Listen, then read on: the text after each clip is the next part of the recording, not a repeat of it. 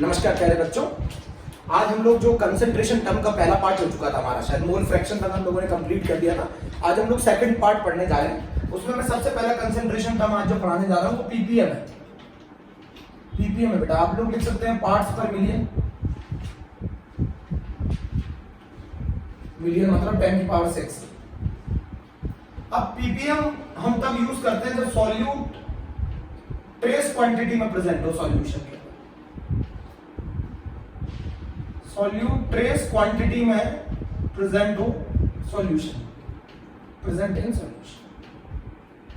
जैसे आपने देखा होगा कि कोलगेट के अंदर फ्लोराइड की जो मात्रा होती है वो पीपीएम में होती है। सॉल्यूट बहुत ही ट्रेस क्वांटिटी में प्रेजेंट होना चाहिए सॉल्यूशन में, तब हम क्या यूज करते हैं पीपीएम।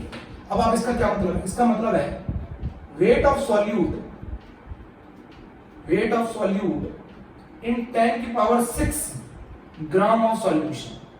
जब भी हम किसी चीज को 10 की पावर 6 में से बताएंगे वो पीपीएम से रिप्रेजेंट की जाएगी। 10 की पावर 6 ग्राम ऑफ सॉल्यूशन।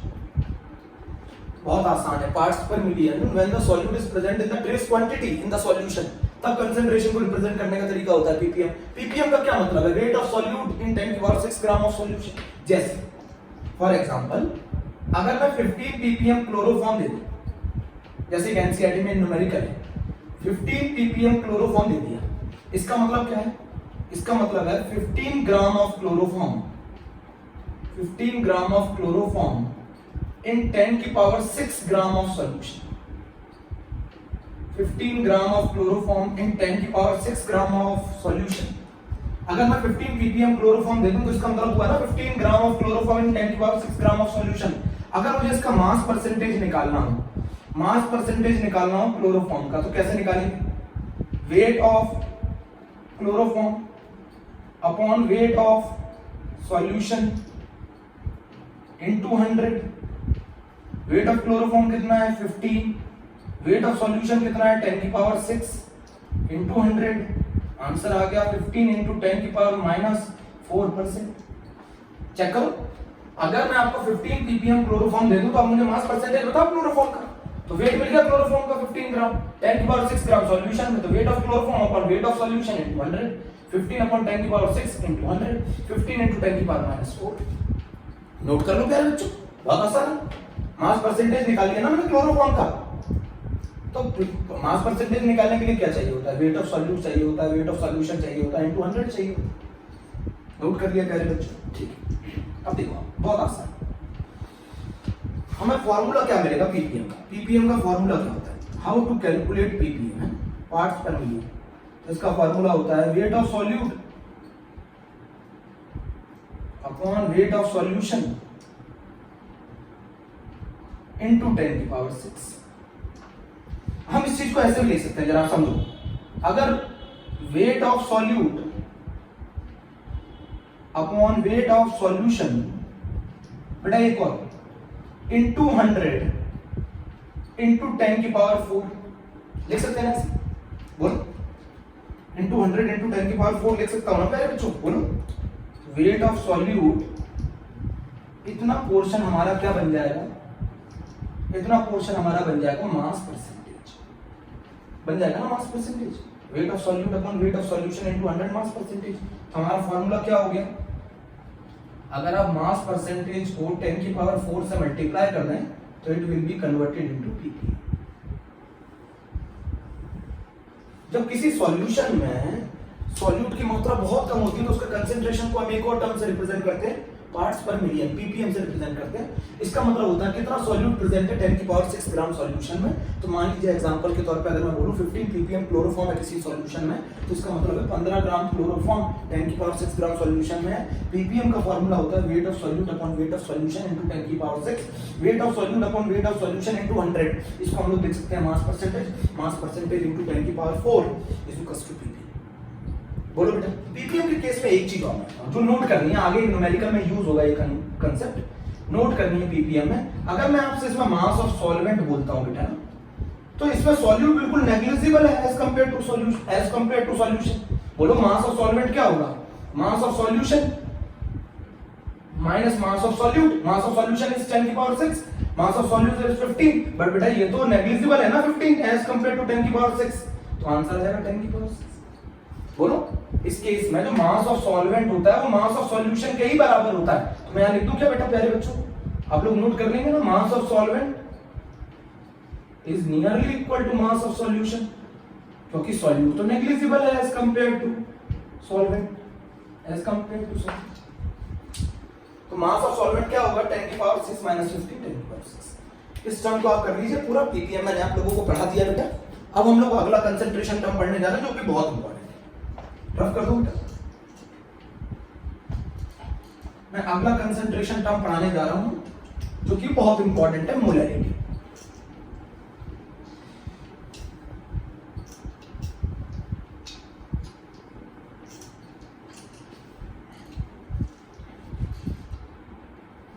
बेटा हम लोग अगला कंसंट्रेशन टर्म पढ़ने जा रहे हैं जिसका नाम है मोलैरिटी। देखिए चलो, अब बेटा मोलैरिटी, मोलर कह सकते हो, मैं आपको बता दूं इस चैप्टर के अंदर जो है मोलर कह लो, कैपिटल एम कह लो, मोलैरिटी, मोलर, आप लोग सब जानते हैं इसकी यूनिट जो होती है बेटा वो मोल पर लीटर होती है, यूनिट मोल पर लीटर होती है। मोलैरिटी सबसे पहले क्या डेफिनेशन है आपको मैं बता दूं, जितने मोल सॉल्यूट के 1 लीटर सॉल्यूशन में पड़े होते हैं वही उसकी मोलैरिटी होती है। मान लीजिए अगर 1 लीटर सॉल्यूशन में 2 मोल्स पड़े हुए, तो सॉल्यूशन की मोलैरिटी 2 मोलर होगी। जितने मोल सॉल्यूट के 1 लीटर सॉल्यूशन में पड़े होते हैं उसी को सॉल्यूशन की मोलैरिटी कहते हैं। तो आप डेफिनेशन लिख सकते हैं, number of moles of solute in 1 litre solution is known as molarity. जितने moles, number of moles of solute in 1 litre solution is called molarity. अब जैसे मान लीजिए आपको मैं 2 मोलर दे दूं, तो 2 मोलर का क्या मतलब, कितने मोल सॉल्यूट के, बड़ा moles of solute denoted by MB. 2 mole solute के कितने litre solution, volume of solution 1 litre. जितने मोल सॉल्यूट के 1 लीटर सॉल्यूशन में पड़े होते हैं वही उसकी मोलैरिटी होती है। तो अगर मैं 3 मोलर दे दूं तो मोल्स हो गए 3 और वॉल्यूम ऑफ सॉल्यूशन हो गया 1 litre. 1 litre is also equal to 1000 ml। 1 litre is also equals to 1000 cc centimetre cube. प्यारे बच्चों ये क्लियर है, जितने मोल सॉल्यूट के 1 लीटर सॉल्यूशन में पड़े होते हैं वो सॉल्यूशन की मोलैरिटी कहलाते हैं। मोलैरिटी अगर 2 मोलर है तो Mb equals to 2 volume of solution 1 litre, 3 molar है तो Mb equals to 3 volume of solution 1 litre. अगर मैं आपको मोलैरिटी गिवन कर दूं तो आपको 2 चीजें मालूम चल जाएंगी, एक मोल्स मालूम चल जाएंगे, एक वॉल्यूम ऑफ सॉल्यूशन मालूम चल जाएगा। बहुत इंपॉर्टेंट है। अगर मैं बात करूं मोलैरिटी की, कैपिटल एम से डिनोट किया जाता है, इसका फार्मूला क्या हो गया, number of moles of solute upon volume of solution in litre. पहला फार्मूला हो गया, इसी से यूनिट बनाई गई है मोल पर लीटर, इसी से यूनिट बनाई गई है मोल पर लीटर। मान लीजिए अब इसको थोड़ा ओपन कर देते हैं, अगर वेट दे दिया जाए सॉल्यूट का तो WB upon MB into 1 upon volume of solution in litre. ये फार्मूला हो गया मोलैरिटी का। मोलैरिटी का जो थर्ड फार्मूला हो गया, अगर मैं आपको वॉल्यूम ml में दे दूं या फिर मैं सेंटीमीटर क्यूब में दे दूं तो आप उसे कन्वर्ट करेंगे लीटर में, तो आप क्या लिख सकते हैं, volume in ml divided by 1000। ये 1000 ऊपर पहुंच गया,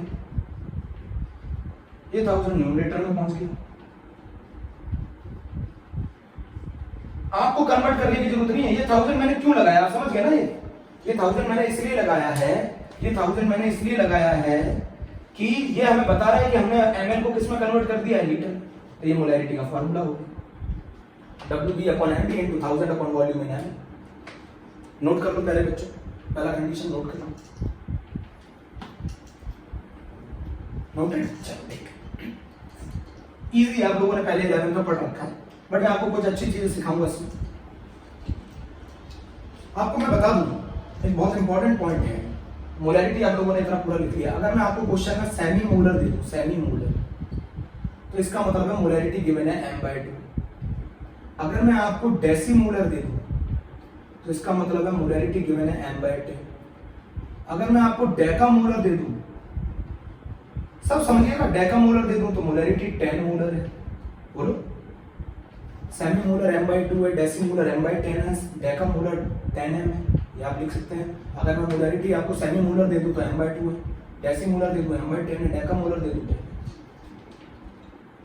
पूरे पहले definition soon low, number of moles of solute in 1 litre solution. जितने मोल सॉल्यूट के 1 लीटर सॉल्यूशन में पड़े होंगे उसी को सॉल्यूशन की क्या कहेंगे, मोलैरिटी कहेंगे। अब सुनिए, बहुत आसान, बहुत ही इंपॉर्टेंट कंसेप्ट। तो एक चीज और है, आप मेरी बात समझिएगा। मैं आपको अलग अलग तरीके बता दूं मोल्स कैसे निकालते हैं, ठीक है। यहाँ पर मैं एक अलग से सेपरेट में लेकर आऊँ। आप मोल्स कैसे निकालते हैं? मोल्स आप निकालते हैं बेटा WB upon mv, weight of solute upon molar mass of solute. एक मोल्स निकालने का और तरीका होता है number of particle divided by Avogadro number. याद है कि नहीं? Number of particles divided by Avogadro number, ये भी मोल्स निकालने का तरीका होता है। पर अभी आपने मोलैरिटी से मोल्स निकालने का तरीका सीखा है, molarity into volume in litre. अगर मैं वॉल्यूम ml में दे दूं तो मिली मोल्स आएंगे। अगर मैं मोलैरिटी को वॉल्यूम इन ml से मल्टीप्लाई कर दूं तो बेटा ये मिली मोल्स कहलाएंगे। और मिली मोल्स क्या होते हैं? मोल्स इनटू 10 की पावर -3। अगर मैं आपको वेट दे दूं तो weight upon molar wait is equals two moles. Moles निकालने का एक तरीका है number of particle divided by Avogadro number, जिसको मैंने ये लिखा है। मोल्स निकालने का एक और तरीका है molarity into volume in litre. और अगर वॉल्यूम ml में दे दिया जाए तो हम लोग मिली मोल्स निकालेंगे। मिली मोल्स का मतलब होता है मोल्स इज मल्टीप्लाइड विद 10 की पावर -3। नोट कर लिया? चलिए ठीक है। अब हम लोग जो पढ़ने जा रहे हैं वो है effect of temperature. Effect of temperature on molarity. बेटा बहुत ज्यादा पूछा जाता है सीबीएसई बोर्ड में। सीबीएसई बोर्ड में बहुत ज्यादा पूछा जाता है effect of temperature on molarity. समझ रहे? Effect of temperature on molarity बहुत आसान सा कंसेप्ट है। ऑन इंक्रीजिंग द टेम्परेचर,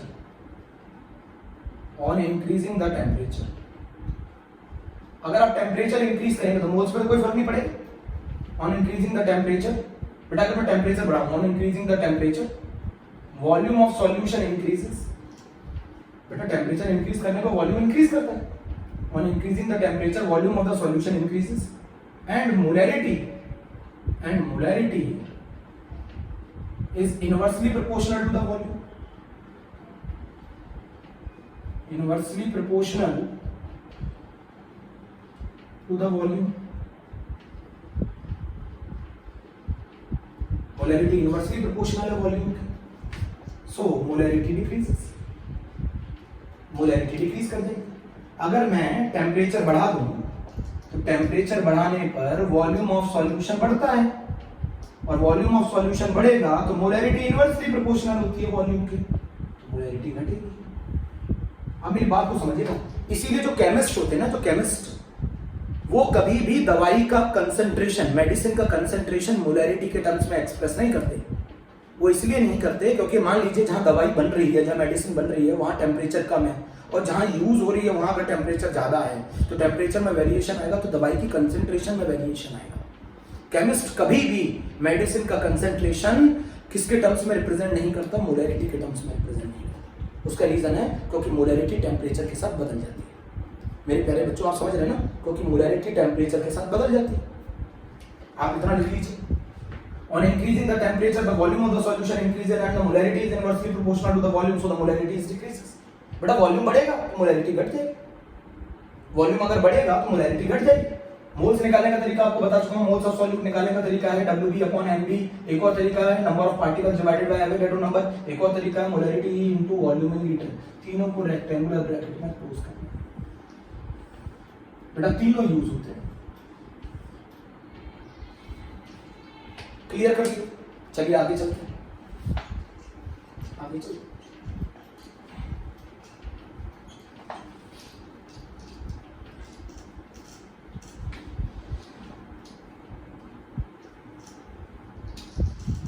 एक बहुत आसान क्वेश्चन अभी IIT ने जी 2019 में पूछा था, मैं वो क्वेश्चन कराना चाहता हूँ अभी आपको। पहला एक क्वेश्चन कराते हैं।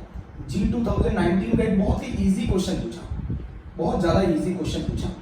हमें एक सॉल्यूशन दे रखा था जिसकी मोलैरिटी 0.1 मोलर थी, सुक्रोज का सॉल्यूशन था। 0.1 molar sucrose solution having volume of solution 2 litre. पूछ रहा था amount of sucrose required to form this solution. कितना अमाउंट सुक्रोज का रिक्वायर्ड है टू फॉर्म दिस सॉल्यूशन? बहुत ही easy question. 0.1 molar sucrose solution having, एक 0.1 मोलर 2 लीटर का सुक्रोज का सॉल्यूशन है, हमसे पूछ रहा है कितना अमाउंट सुक्रोज का रिक्वायर्ड है to form this solution. Very important simple. Molarity हमें गिवन है 0.1 मोलर, सही है। हमें वॉल्यूम गिवन है सॉल्यूशन का 2 लीटर। हमें WB पूछ रहा है, वेट ऑफ सॉल्यूट। हमें मोलर मास मालूम है सुक्रोज का 340।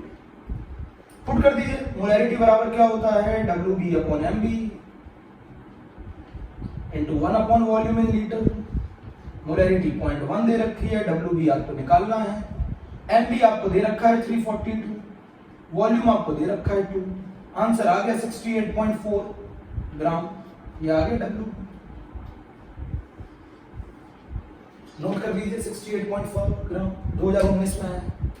जल्दी से नोट कर लीजिए, जल्दी से। टाइम लिमिट है, बहुत बहुत कवर करना है, टॉपिक बहुत कवर करना है न्यूमेरिकल के साथ। ड्रॉप कर दो, ठीक।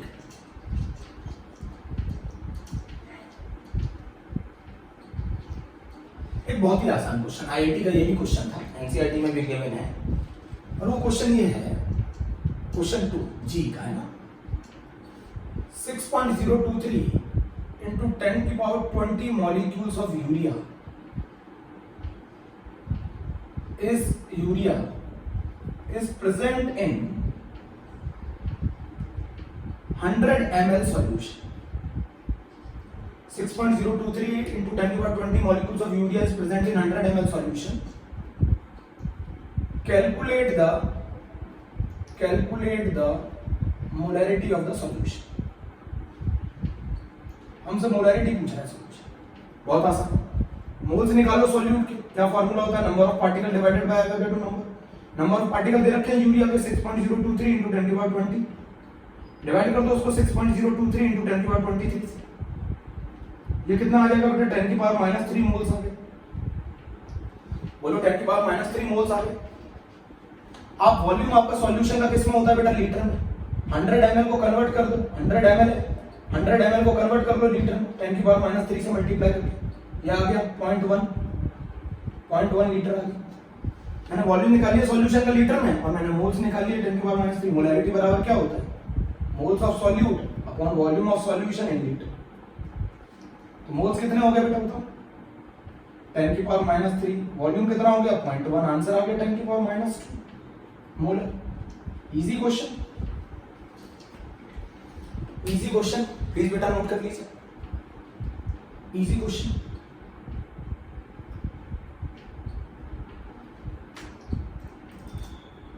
रफ करो।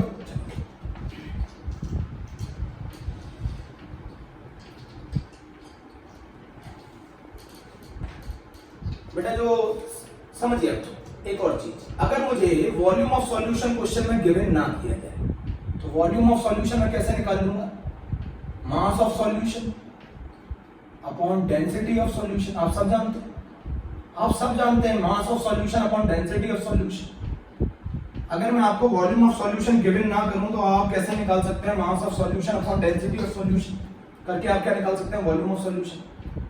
सुन रहे? तो मास किसमें होता है सॉल्यूशन का, ग्राम में। डेंसिटी होती है ग्राम पर ml, 1 ml का इतना वजन होता है। तो जो वॉल्यूम आएगा सॉल्यूशन का बेटा वो किस में आएगा, वॉल्यूम ऑफ सॉल्यूशन ml में आएगा।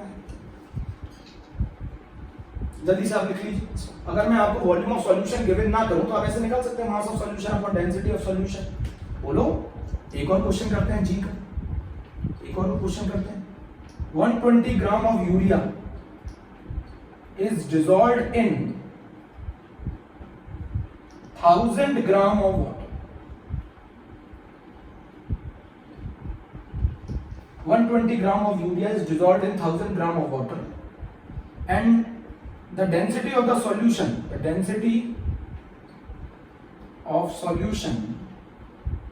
is 1.2 gram per ml,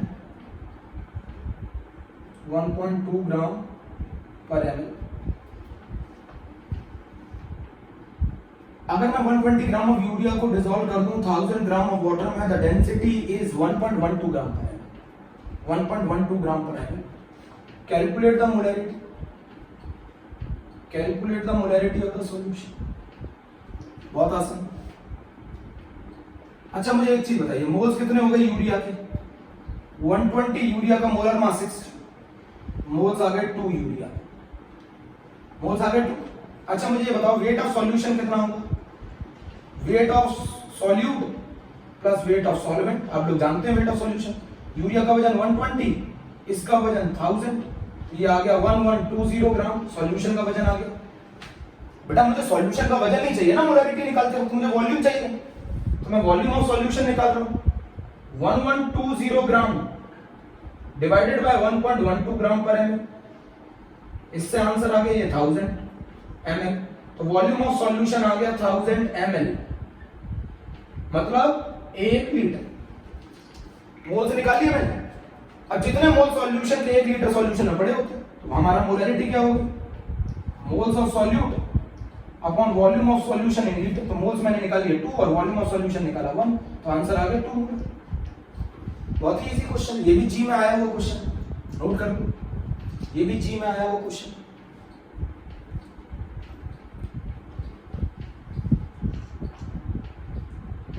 ये भी जी में आया हुआ क्वेश्चन, रफ कर दो। मैं सब पढ़ाऊंगा, तो चिंता नहीं कीजिए।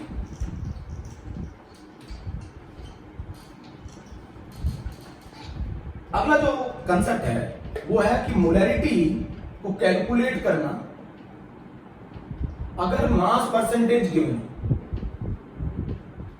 बेटा एक तो इसकी शॉर्ट ट्रिक है जो बताते हैं कि मोलैरिटी अगर आपको कैलकुलेट करनी है तो शॉर्ट ट्रिक क्या है? Percentage by mass into density into 10 upon molar mass of solute. ये तो शॉर्ट ट्रिक है, ये तो शॉर्ट ट्रिक है। अब बच्चे पूछते हैं सर यार कैसे, मैं बताता हूं। आपको अच्छी तरह मालूम है, अगर मैं परसेंटेज बाय मास दे दूं तो परसेंटेज बाय मास का बराबर क्या होता है? जितना परसेंटेज बाय मास है, ये पी जो है ये परसेंटेज बाय मास है, पी का मतलब है 15% है, 20% है। तो फिर अगर मैं परसेंटेज बाय मास दे दूं तो इसका मतलब है P gram solute in 100 gram solution. बोलो नहीं समझे? समझा। अगर ये 15% है तो ये कितना हो जाएगा? 15 ग्राम सॉल्यूट इन 100 ग्राम सॉल्यूशन। अगर ये 20% है तो जो आपका मास है सॉल्यूट का वो किसके बराबर आ गया? पी ग्राम परसेंटेज के बराबर आ गया ना मास ऑफ सॉल्यूट। और परसेंटेज के केस में मास ऑफ सॉल्यूशन आपको मिल गया 100 ग्राम, ये आपको मिल गया मास ऑफ सॉल्यूशन, ये आपको मिल गया मास ऑफ सॉल्यूट। समझना ध्यान से, ये मास ऑफ सॉल्यूशन मिल गया, ये मास ऑफ सॉल्यूट मिल गया, परसेंटेज के बराबर ही तो है मास ऑफ सॉल्यूट। अब मोलैरिटी का फार्मूला देखो, समझते हैं मोलैरिटी का फार्मूला क्या होता है। मोलैरिटी का फार्मूला होता है WB upon MB into 1000 upon volume of solution in MB। यही होता है ना formula, WB upon MB into 1000 upon volume of solution in MB। क्या मैं इसको ऐसे लिख सकता हूं? WB upon MB into 1000 volume of solution in ml की जगह मैं क्या लिख सकता हूं? मास of solution upon density of solution. और सॉल्यूशन की डेंसिटी किसमें बेटा? ग्राम पर एमएल में, तो वॉल्यूम एमएल में लिख सकता हूं। अब इसके अंदर पुट कर दो तो मोलैरिटी बराबर जो WB है वो किसके बराबर हो गया? परसेंटेज की। WB परसेंटेज के बराबर हो गया, ये MB। ये मेरे से बहुत सारे बच्चों ने पूछा था सर ये फार्मूला आया कैसे? 1000 मास ऑफ सॉल्यूशन परसेंटेज के केस में कितना होता है? अभी तो बताया मास ऑफ सॉल्यूशन कितना होता है परसेंटेज के केस में? 100। तो डेंसिटी बेटा इससे ये कैंसिल करेंगे 10 टाइम्स, तो हमारा फार्मूला आ गया percentage by mass into density into 10 divided by molar mass of solute. ये मोलैरिटी का फार्मूला। प्लीज लिख लीजिए, प्लीज लिख लीजिए, जल्दी से लिख लीजिए बेटा, मैं तब तक पानी पी लूं बेटा।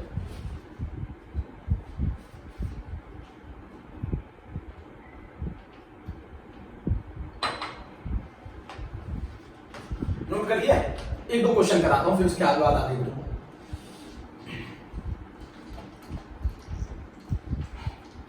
बहुत आसान है, मैं दोनों ट्रिक से भी कराऊंगा, स्कूल लेवल से भी कराऊंगा।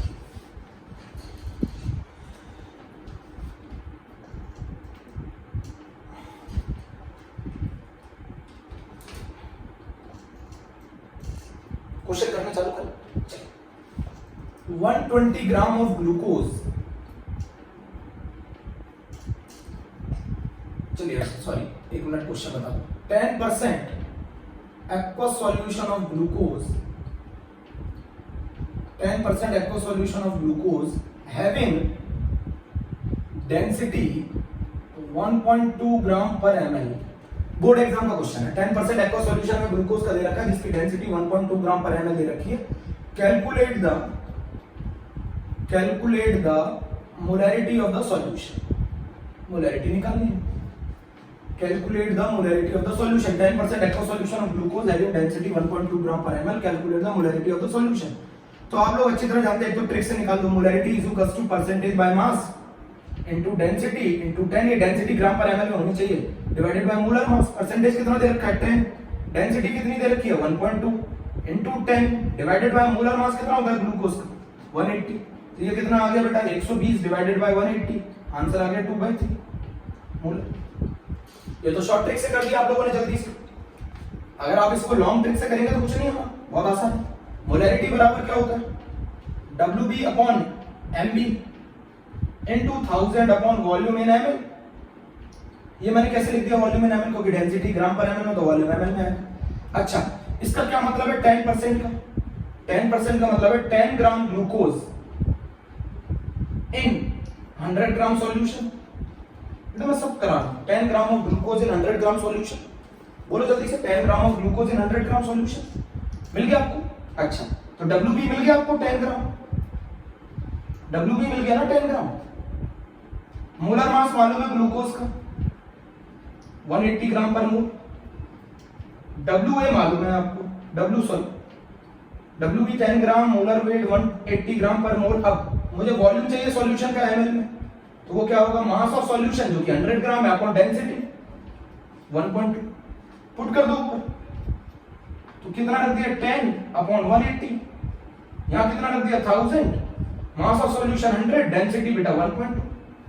तो ये भी आ गया आपका कितना 120 अपॉन 180 इज 2/3 मोलर। चेक कर लीजिए, मैंने पूरा कर दिया। अरे volume of solution in ml की जगह मैंने ये रख दिया 100 अपॉन 1.2। WB की जगह 10 ग्राम रख दिया, मोलर वेट की जगह 180 रख दिया। क्वेश्चन हो गया। सीबीएसई में 3 टाइम्स आ चुका है ये क्वेश्चन, निकलो बेटा। 3 टाइम्स सीबीएसई में आ चुका।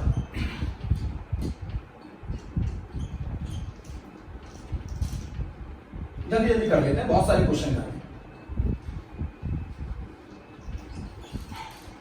बट जी का बहुत आसान क्वेश्चन है। जी का एक और क्वेश्चन है, जी 2007 का। एक सॉल्यूशन है, सॉल्यूशन ऑफ H2SO4 29% बाय मास। एक सॉल्यूशन है H2SO4 का जिसका 29% बाय मास दिया रखा है। इस सॉल्यूशन की जो मोलैरिटी दे रखी है वो 3.6 मोलर दे रखी है। इस सॉल्यूशन की जो मोलैरिटी दे रखी है प्यारे बच्चों वो 3.6 मोलर दे रखी है। हमसे पूछ रहा है डेंसिटी ऑफ सॉल्यूशन बताओ। डायरेक्ट फार्मूला लगा दें, molarity is equals to percentage by mass into density into 10 upon molar weight. Molarity 3.6, percentage by mass 29, density calculate करनी है 10, मोलर मास 98। आप डेंसिटी कैलकुलेट कर लेंगे, मैं नहीं कर रहा हूं कैलकुलेशन, आप लोग करें। डेंसिटी आ जाएगी ग्राम पर। जल्दी से कर लीजिए, जल्दी से फटाफट। और solution of H2SO4 29% by mass दे रखा है, 3.6 मोलर। डेंसिटी ऑफ सॉल्यूशन हमसे पूछ रहा है, हम लोगों ने डायरेक्ट फार्मूला लगा के कर दिया।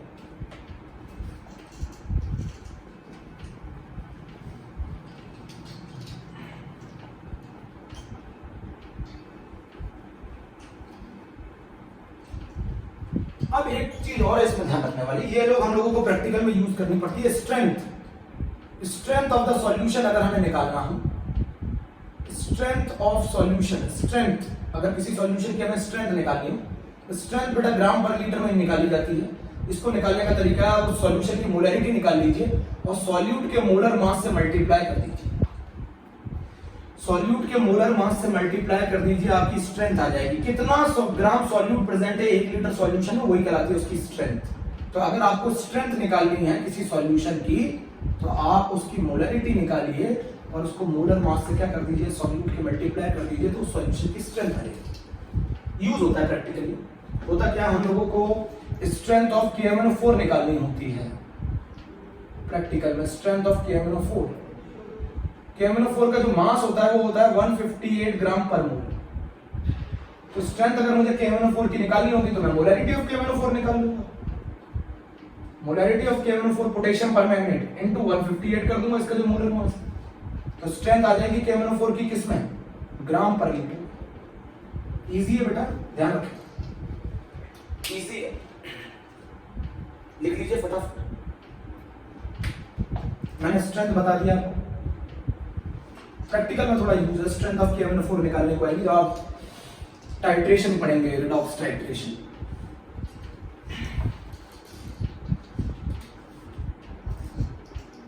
अब मेरा क्वेश्चन आता है यहां पर, effect of dilution on molarity, effect of dilution on molarity, कितना इफेक्ट होगा डाइल्यूशन का मोलैरिटी। तो मैं बता दूं, डाइल्यूशन करने पर मोल्स पे कोई फर्क नहीं पड़ता, मोल्स रिमेन सेम, सॉल्यूट के मोल्स रिमेन सेम। अच्छा ये बताओ, अगर मैं सिर्फ कंसंट्रेशन कम हो जाएगा डाइल्यूशन करने पे, क्योंकि वॉल्यूम बढ़ जाएगा।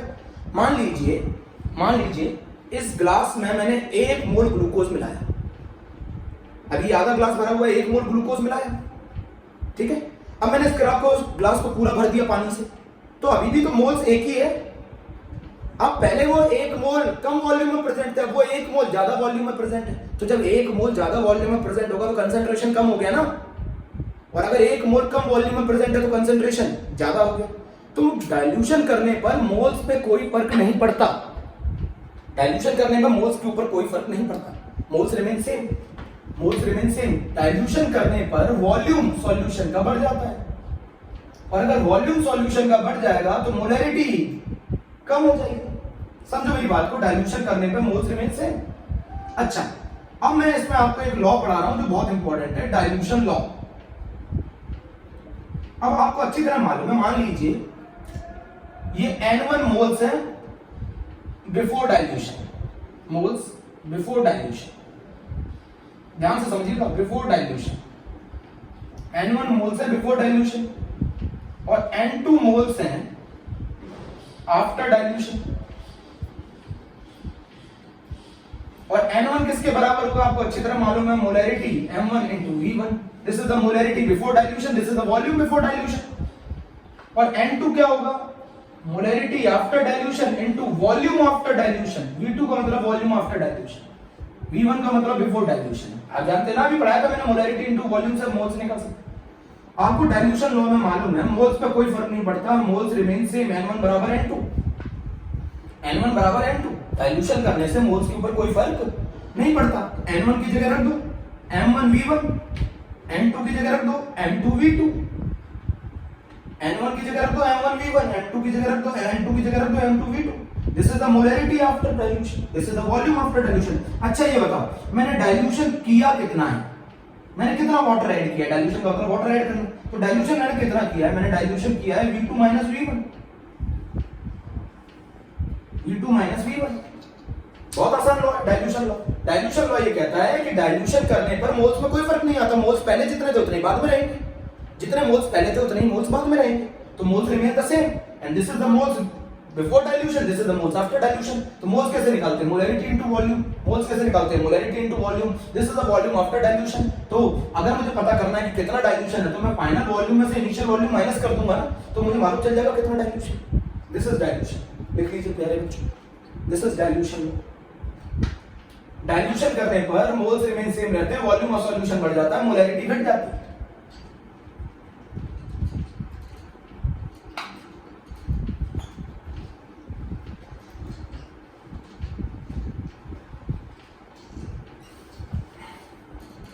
अब अगला कंसेप्ट समझिए, मतलब एक सॉल्यूशन है जिसकी मोलैरिटी M1 है, जिसका वॉल्यूम V1 है।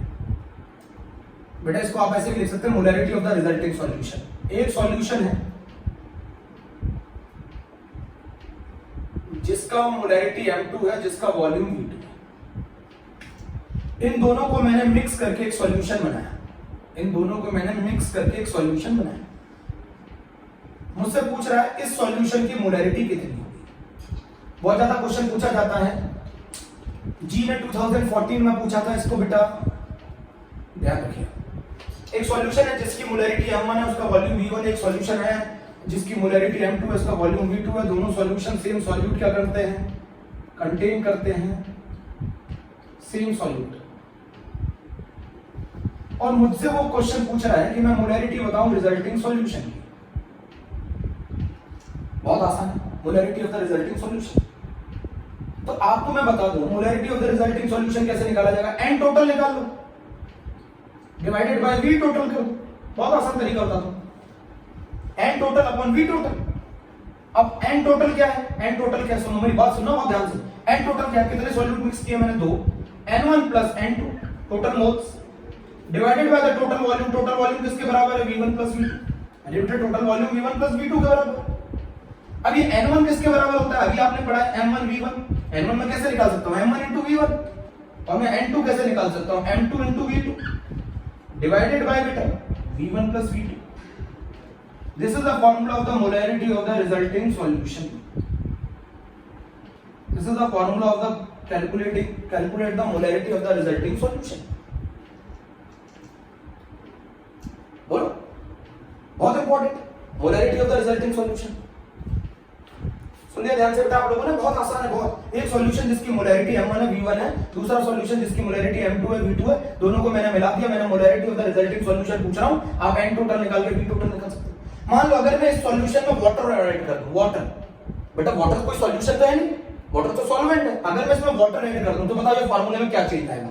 अगर मैं इसमें वाटर ऐड करता हूं तो molarity of the resulting solution होगा n1 plus n2 upon v1 plus v2 plus v water. बेटा मोल तो ऐड हुएंगे ना सॉल्यूट के, सिर्फ कौन ऐड हुआ है, वाटर ऐड हुआ है, तो वाटर का वजह से वॉल्यूम बढ़ जाएगा। तो हमारा फार्मूला हो जाएगा m1 v1 plus m2 v2 upon v1 plus v2 plus v water. ये भी क्वेश्चन पूछा है। तो ये बेटा हम लोगों का आज का ये टॉपिक पहला कंप्लीट हो गया है, मोलैरिटी ऑफ द सॉल्यूशन तक। आप इसे अच्छे तरीके से पढ़ लें। अगला मैं अभी जो पढ़ाने जा रहा हूं लेक्चर वो है मोलैरिटी, ठीक, मोलैरिटी, सॉरी मोलैरिटी, ठीक है। ओके, थैंक यू प्यारे बच्चों।